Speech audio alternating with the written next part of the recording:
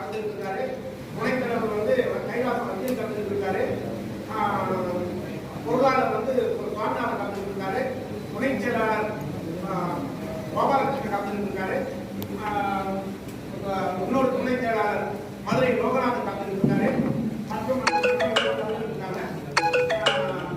ஏன் நான் கும்பல் கூப்பிடுறேன்னாக்கா அது நல்லா இருக்காது, சரி எல்லாரும் வந்து ஒரு இதுவா இருக்குமே அப்படின்றதுக்காக தான் தொலைவுல இருந்து வரணும். இப்ப எங்களுக்கு அந்த அளவுக்கு மூலதனம் வைக்கிறதுக்கு வசதி இல்லை. அதனாலதான் சொல்லி அவங்கள இங்க என்ன பண்ணேன், பஸ்ல வர வைத்தேன். அதனாலதான் இப்போ ஒரு 10 நிமிஷம் லேட் ஆயிடுச்சு. எங்களுடைய கோரிக்கை என்னன்னு கேட்டீங்கன்னாக்கா, எங்களுக்கு ஆற்று மணல் கிடைப்பதில்லை. ஏறக்குறைய 1.5 ஆண்டு காலம் ஆயிடுச்சு. ஆற்று மணலை கண்ணால பார்த்து, நாங்க லாரிக்காரங்களும் கண்ணால பார்க்கல, மக்களும் கண்ணால பார்க்கல. நாங்க பார்க்கறதெல்லாம் எம் சாண்ட் பி சாண்ட்ன்றத கொண்டு கொடுக்குறாங்க. அது முழுக்க முழுக்க கலப்படமானது. நிறைய விபத்துக்கள் ஏற்படுது. பள்ளிகளில பள்ளி கட்டிடங்களை கட்டி 3 மாசம் ஆன பள்ளி கட்டிடங்கள் மேற்கூரை இடிந்து விழுந்ததெல்லாம் நீங்க பத்திரிகையில வெளியிட்டு இருக்கீங்க. அதனால நாங்க என்ன சொல்றோம், தரத்தை உறுதிப்படுத்தணும். ஒண்ணு.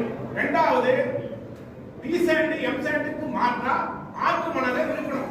அது இருந்தாதான் நல்லா அந்த மக்கள் வந்து ஏதோ ஒரு ஏழை ஒரு கொஞ்சம் முதலீடு பண்ணி வீடு கட்டுறாருனாக்கா, ஒரு 2 சதுரம் 3 சதுரம் கட்டுறாருனாக்கா ஒரு தலைமுறையை தாண்டும்.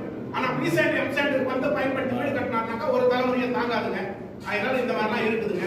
அதுக்கப்புறம் எங்களுக்கு நெட்டு வாழ்வாதாரம் எதுவுமே கிடையாதுங்க. டிராவல் கிடையாது, சவுண்ட் கிடையாது, எல்லாம் அங்கங்க பிரச்சனைகள், எல்லா இடத்துலயும் பிரச்சனை, எதுவுமே கிடையாது. இப்போ நாங்க ஓட்ட முடியாம நாங்க இரும்புல வடிவமைக்கப்பட்ட லாரிகள், நல்ல தயவு செய்து புரிஞ்சுக்கிட்டீங்க.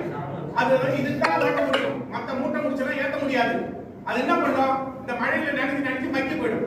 மக்கி போயிட்டா காயம் கடைக்கு தான் போடணும், வேற வழியே கிடையாது. அதுக்கு நாங்க டாக்ஸ் கட்டி இன்சூரன்ஸ் கட்டி எஃப்சி பாஸ் பண்ணி ஆளுங்களை வச்சுக்கிட்டு அவங்க குடும்பத்தை காப்பாத்திக்கிட்டு நாங்க என்ன பண்றோம். நாங்க தினந்தனம் செத்து பழைக்கிறையா. இதுக்காக கொஞ்சம் கருணை காட்டுங்க. அதுக்கப்புறம் இந்த எம் சாண்ட் கிடைக்கல, பி சாண்ட் கிடைக்கல, அவன் தயாரிக்கிற மேனுபேக்சர்ஸை வச்சு வண்டி வச்சு ஓட்டிக்கிறான்.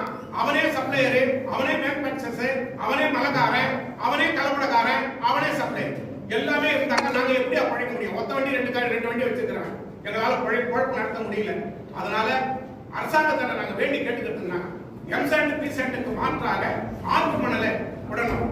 அது ஏறக்குறைய நாங்க எழுதணும். நிறைய அதிகாரிகளுக்கு சம்பந்தப்பட்ட துறைக்கு எழுதணும். எழுதுனதுக்கு எங்களுக்கு பதில் வந்திருக்குது. ஐயா அதுல என்ன வந்திருக்குன்னு கேட்டாக்கா, ஏறக்குறைய 40 பகுதிகளை கண்டறிஞ்சிருக்கிறோம்.